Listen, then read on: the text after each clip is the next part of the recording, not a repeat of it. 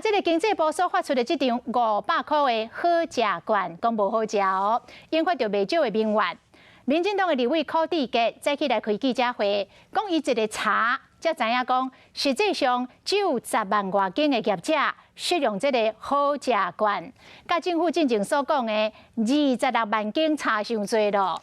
甚至有这个小店家竟然唔知影家己会当来用这个好食券，实在伤罕过咯。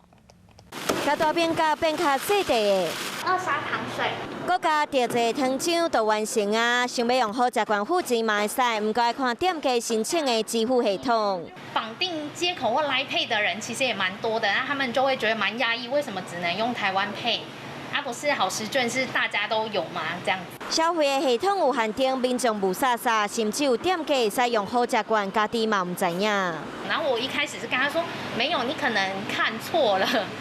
结果后来才发现，竟然真的有，只是我们没有收到政府的通知。真济限制宣传阁无够，拍开官网，无像经济部宣布的26万间，实际上敢若10万间店家会使用，互立委看袂落。好食券不好食。民众店家吃不到，有到达1半以上的就是没有用到，没有被通知到，或者是他自己也不知道。如果你是绑定信用卡，你的好食券就要去有信用卡的刷卡机的地方使用。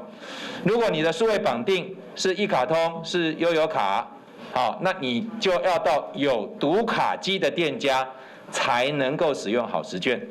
那如果你是绑定台湾配，那可能比较恭喜你，因为台湾配呢，它目前是用 QR code 就可以扫描。行政院要赶快的尽速来研议，这个小孩要跟爸爸姓，要跟妈妈姓没有要规定啦。那目前这部分经济部我们跟行政院这边也在研议当中。